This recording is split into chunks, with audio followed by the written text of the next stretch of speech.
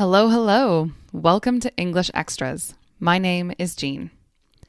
If you're here, it's because you don't want to sound like a textbook. You're in the right place.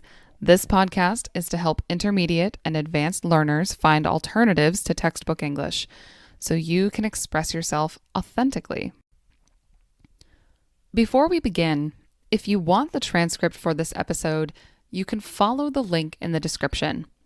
Reading and listening at the same time is a great way to improve your English, and I also include additional resources in every transcript, from definitions of words I use in the episode, to practice exercises, to links to helpful websites. Ready? Let's begin.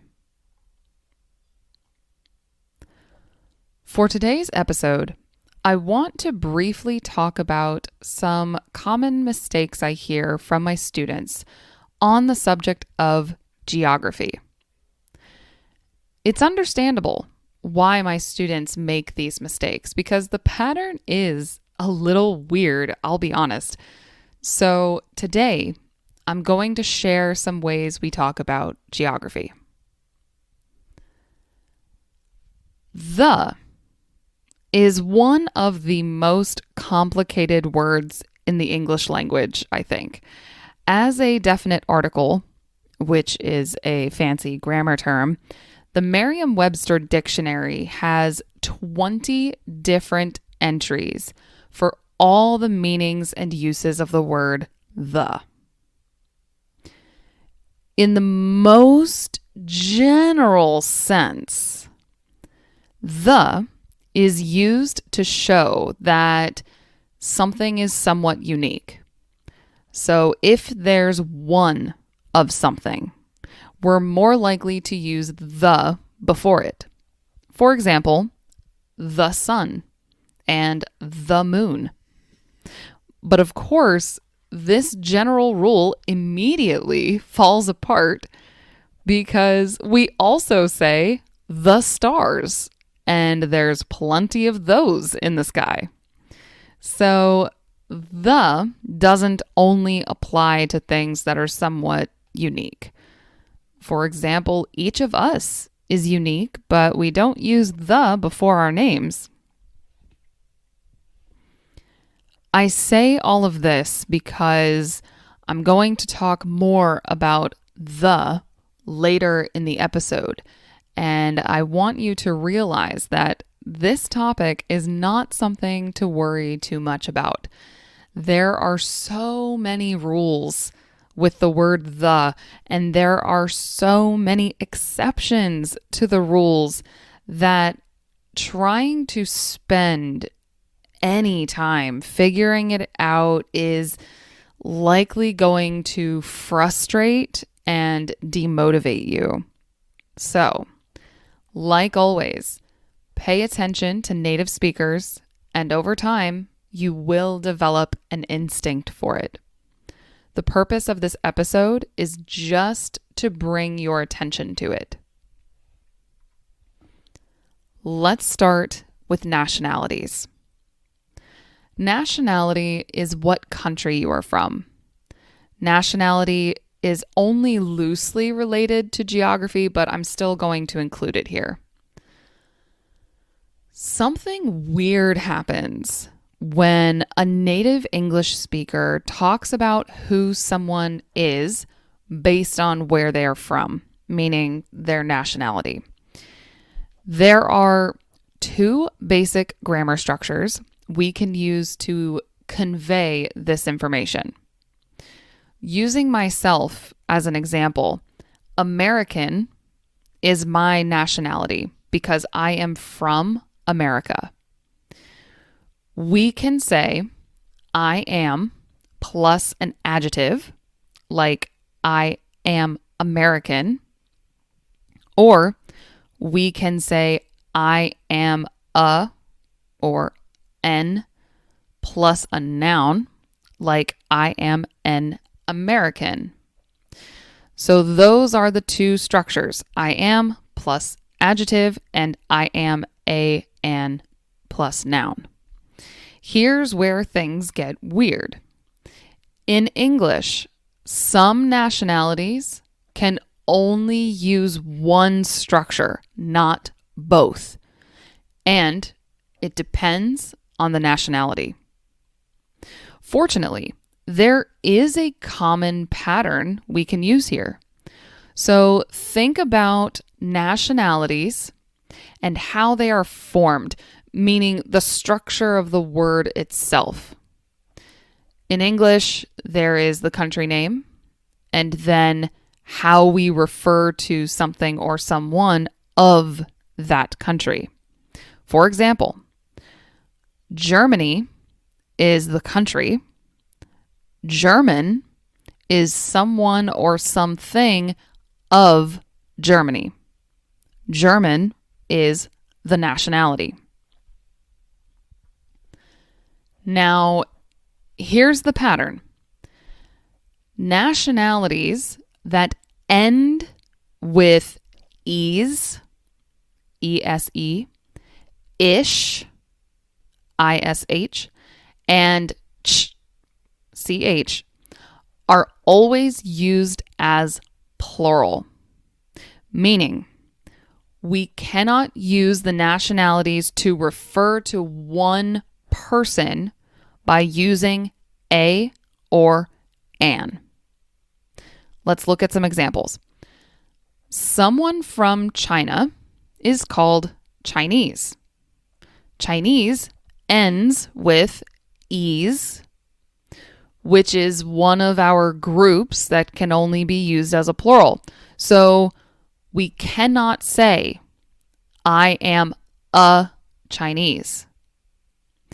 This is one of the two basic structures we use to talk about where people are from, and the structure is "I am a" plus a noun.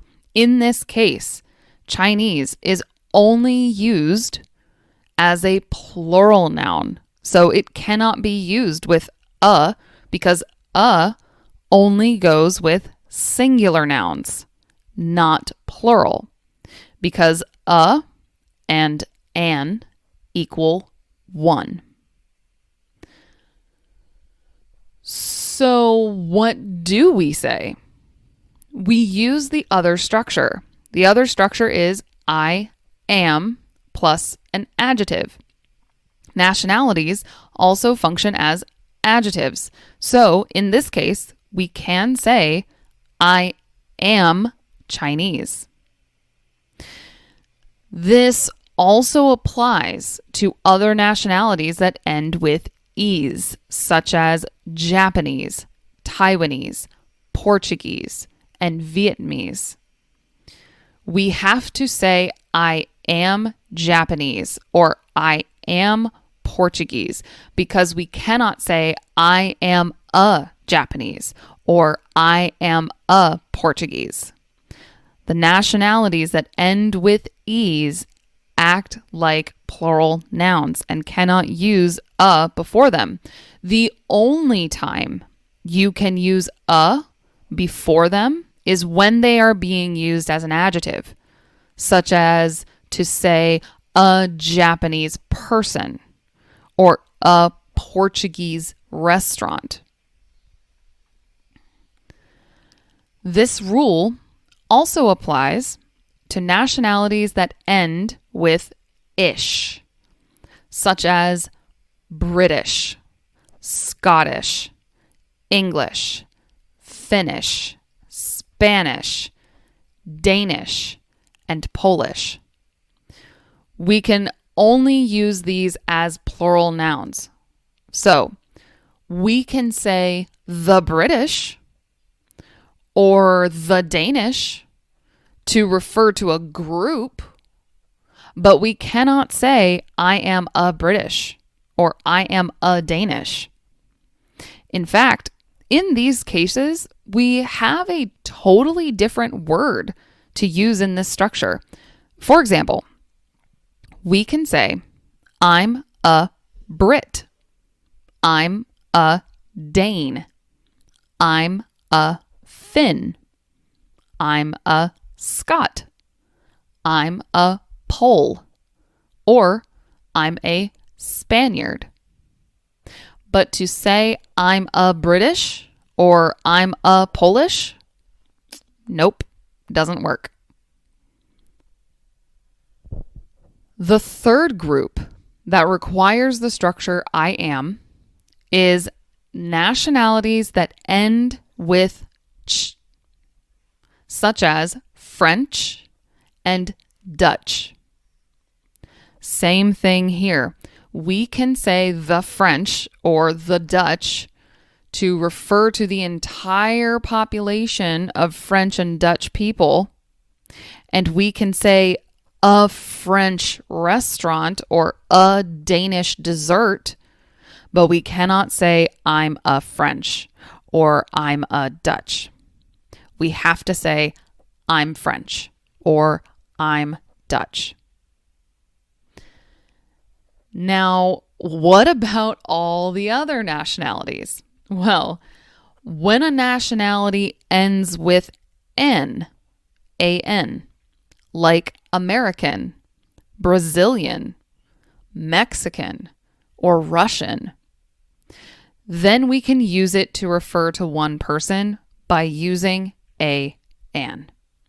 So we can say I'm an American, or I'm a Mexican, or I'm a Brazilian. We can also use them as adjectives.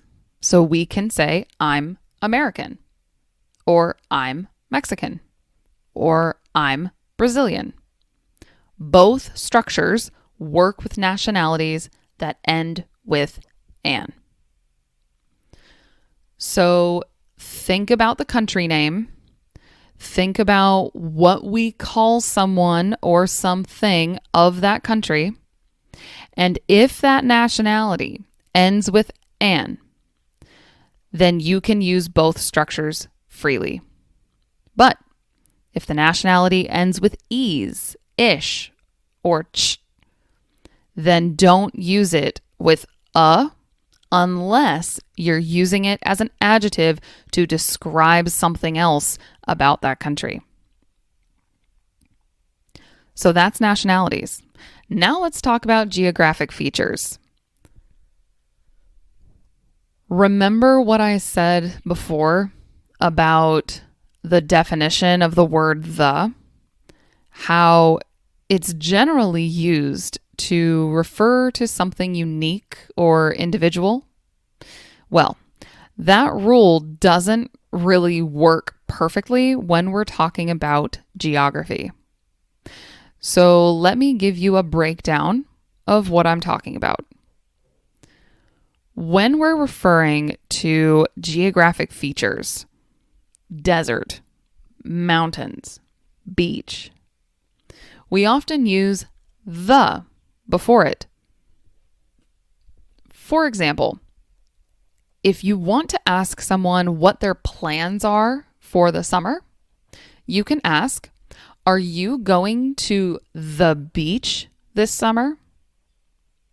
In this context, we don't need to know which beach because we are referring to the general geographic feature. We can, of course, say, are you going to a beach this summer? But in my experience, this isn't how we say it. We would say, oh, I went to the beach last summer. And maybe later in the conversation, it will be specified which beach. This also applies to geographic features like desert and mountains. For example, we can say, I was out in the desert the other day, or I've never been to the desert before. We can also say, I was in the mountains this summer, or have you been to the mountains before? Now, what happens when we want to be more specific? In many cases, being more specific means using the. Well, the answer here is it depends. If we're talking about a specific river, then yes, we use the. So we say the Thames, the Nile, the Amazon, and the Mississippi. If we're talking about a specific desert, yes, we use the. We say the Mojave Desert and the Sahara Desert, or sometimes just the Mojave or the Sahara. If we're talking about a specific ocean or sea, we use the. We say the Pacific and the Atlantic and the Mediterranean. If we're talking about a collection of islands, we use the. We say the Bahamas and the Canary Islands and the Philippines. If we're talking about large geographic areas, we use the. We say the Middle East, the Arctic, and the South, which is where I'm from. If we're talking about entire mountain ranges, we use the. We say the Andes and the Rockies and the Himalayas. However, if we are talking about a specific mountain, we don't typically use the. For example, we say Mount Everest. We don't say the Mount Everest. But there are exceptions to this rule, of course. Some specific mountains have the in their name, such as the Devil's Thumb in Alaska. If we are talking about a specific island, we don't use the. So we say the Bahamas, but we don't say the Madagascar. We just say Madagascar. Some countries use the, but not many. So we can say the United States, but we cannot say the Canada. And if we are referring to a specific state inside America, we also do not use the. So I'm from Florida, not I'm from the Florida. But I want to repeat what I said before. If you forget to use the, or if you use the and you shouldn't have, it's okay. This is a tiny detail. Now that you are aware of these patterns, try to catch them when you're listening to native speakers.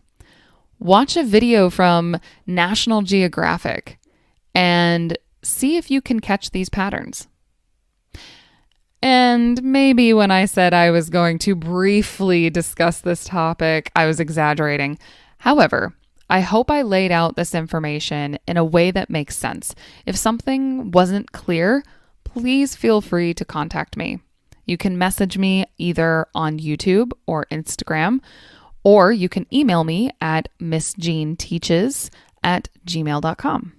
As always, you can find more information about this topic included in the transcript for this episode. You can find the link to the transcript in the description. Thanks for listening. Until next time, bye.